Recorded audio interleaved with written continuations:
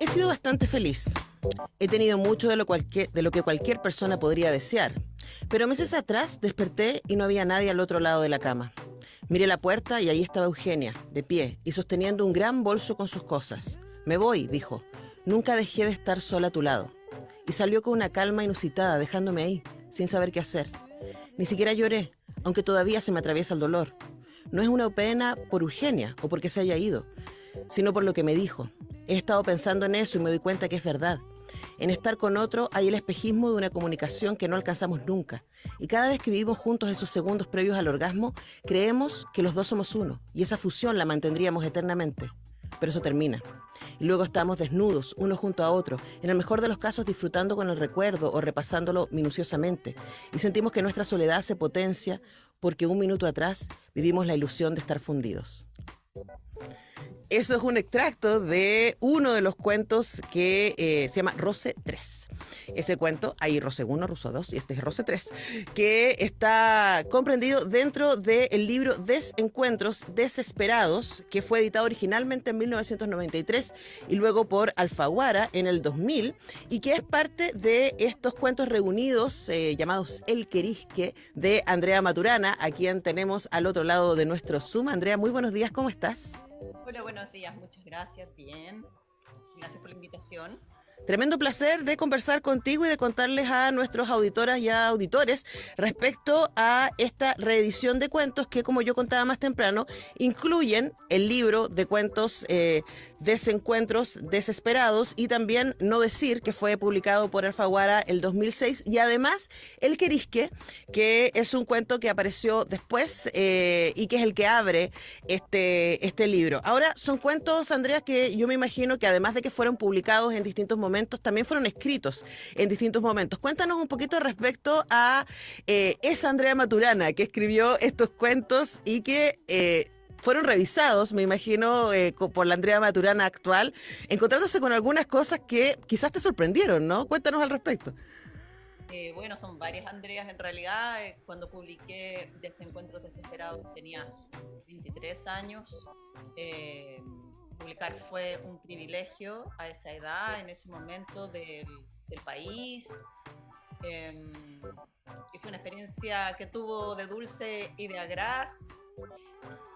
Y era una Andrea más en busca, se nota, yo creo, leyendo los cuentos, ¿no? Más en busca del encuentro, en busca de un otro, registrando este anhelo por una parte y esta frustración de la dificultad por otra en un entorno urbano. Y luego ya la Andrea de No Decir estaba más metida mirando el secreto familiar, aquellas cosas que se guardan, las cosas que no se dicen, el costo que tiene eso. Estaba más mirando también cómo es eso a nivel de sociedad, con una mirada bien crítica también de la hipocresía del país, como que ya no estaba metida tan en el encuentro uno a uno, sino mirando otros temas, ¿no? Y el Querisque fue escrito para algo particular, un cuento que todavía siento muy cercano, varios de ellos los siento muy cercanos todavía, es decir, puedo reconocerme en ellos.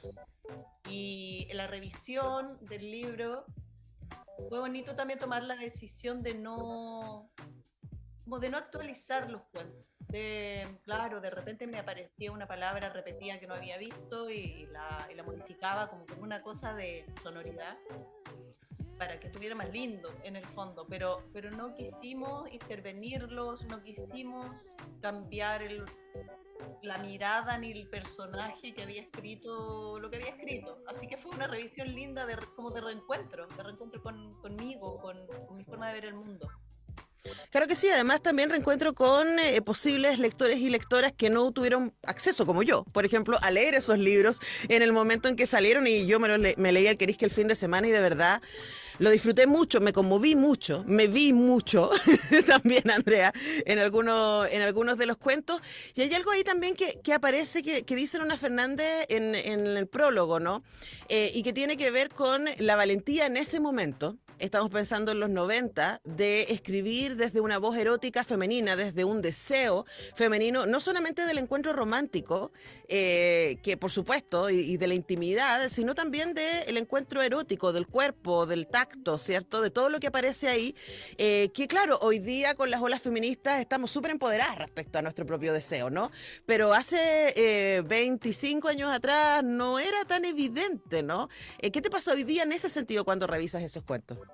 O sea, me pasa que los veo como el retrato de un momento y teniendo el poder que tuvieron en ese momento, y también me alivia mucho ver cómo hoy se pueden mirar como, mira, eh, esto pasaba, ¿no? Como que ya no fuera tanto tema, que ya no son tan rupturistas. Me alegra mucho que ya no sean tan rupturistas, porque significa que estamos en otro lugar, como dices tú, que el cuerpo de la mujer, que el deseo de la mujer es algo que está ahí sobre la palestra, que ya, bueno, salvo sectores súper conservadores, ya no se habla de ahí como desde la sorpresa, ¿no? Sino que desde un elemento más de lo social, de lo relacional. Me parece maravilloso.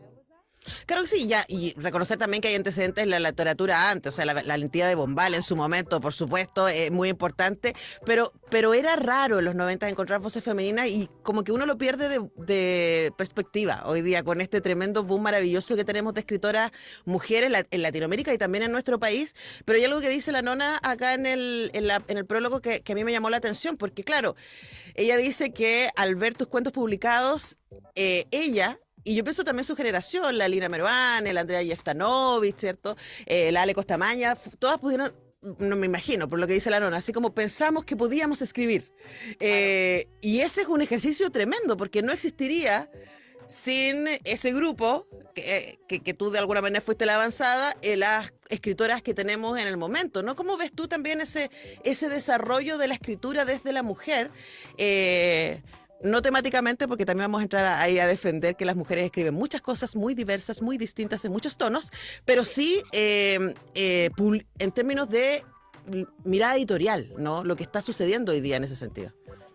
Sí, claro, en ese tiempo, por una parte, hay que decir que si yo logré publicar mi libro, también le debo eso a la Pía Barros, a la Ana María del Río, a la Lilia Nelfic, a la Sonia González, a escritoras que venían abriéndose camino con mucho más esfuerzo que yo. Ujú. Yo caí como en un nicho que si bien no estaba así como en el auge, ya existía, ¿no? Ujú. Entonces pude como ¡pum! Encontrar un huequito ahí y además tuve mucha suerte en términos como de la oportunidad que se me dio.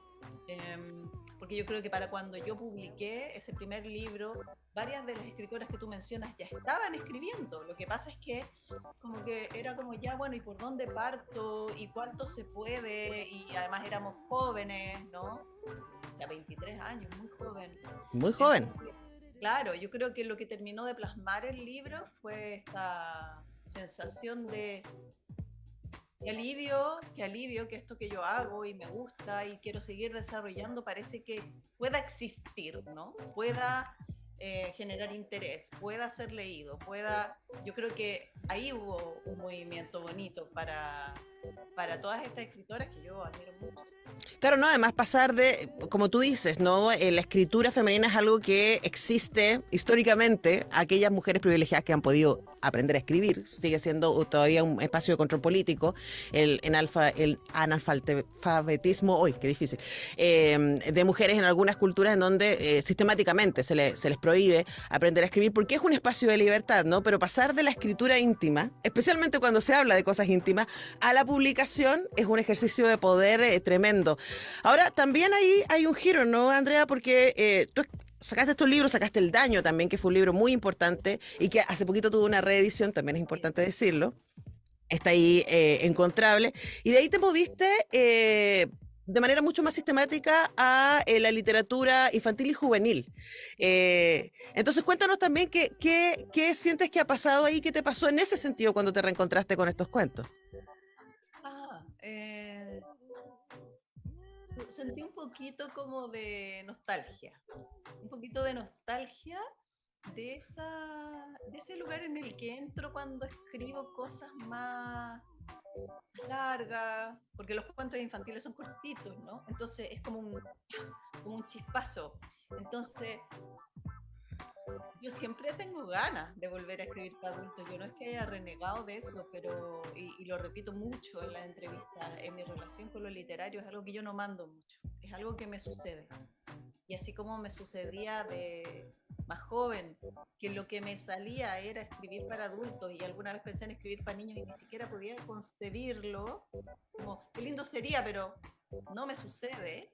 En un momento dado me empezó a suceder y esto otro empezó como a dejar de sucederme. Pero suena medio así como abstracto, extraño, pero de verdad me sucede así. No es que yo tome decisiones. Yo escribo lo que me mandan decir. No sé cómo Sí, bueno, explicar. como la canción de Drexler, ¿no? Tinta y Tiempo, donde dice que no depende de mi cuánto, es como eso yo no lo comando, dice Drexler, y para uno que no crea es muy misterioso. Pero uno que crea también es misterioso, porque no toda la gente funciona así, no todos los escritores funcionan así. Hay escritores que tienen mucho rigor, mucha disciplina, que arman una gran idea, que la van desarrollando. A mí me pasa así medio como cuando quiere. Entonces, nada, fue bonito encontrarme con esos tiempos de mí también. Ujú. Fue nostálgico, así. Ahora, también, claro, esta entrevista un poco ha sido como para situar esos cuentos en el momento de escritura, en el momento de publicación, pero, insisto, yo no los había leído antes, los leí ahora y me parecieron cuentos que son absolutamente actuales, que tienen mucho que ver con lo que nos sigue pasando, con las distancias, con los silencios, con este párrafo que yo escogí leer que tiene que ver con algo que yo creo que cruza todos los cuentos que están en el libro, ¿no? Con esta soledad profunda que llevamos dentro y nuestro intento de tratar de conectar con el otro. Es algo que pareciera ser que cruza tu literatura, ¿no? Y que aquí queda muy claro.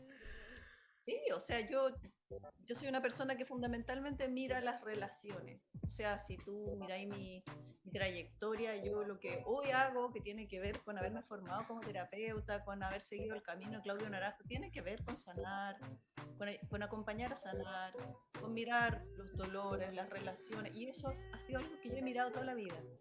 Entonces, bueno, los cuentos se tratan de eso, no son cuentos sobre grandes masas ni grandes temas. O sea, en el fondo son grandes temas porque son temas de cada uno, ¿no? Son Ujú. temas de todos nosotros, pero no son así, no es la mirada de la sociedad y de la política, es la mirada de lo íntimo, que me Claro, sigue ahora, quemando. igual yo pensaría, Andrea, que esa soledad profunda, ¿no? Y esas ganas de conectar, cuando no se miran honestamente y con cariño, luego se transforman en rabia, se transforman en distancia, se transforman en violencia, que es un poco lo que hemos asistido, se transforman en la negación del otro, Claro. que yo siento que es un poco lo que hemos asistido ahora últimamente, como en este proceso de campaña, ¿no? La negación de la experiencia y el punto de vista del otro, y por eso nos hace también leer, para poder reconocernos en esa otra edad también. Sí, por supuesto. O sea, para poder, para que pueda surgir esta rabia y esta, como dices tú, esta negación del otro, tiene que haber una desconexión, incluso probablemente una negación de sí, de nosotros mismos, ¿no? De lo que no nos gusta de nosotros mismos, de una imposibilidad de empatizar, de sentir compasión, de aceptar aquellas partes que nos que juzgamos de nosotros. Ujú. Y entonces, bueno, tú eres distinto, no te entiendo, no deberíais existir, no deberíais pensar lo que pensáis y estamos en el Sí. borde. Además, en una sociedad que es tan exitista, ¿no? Y que nos exige todo el tiempo la productividad.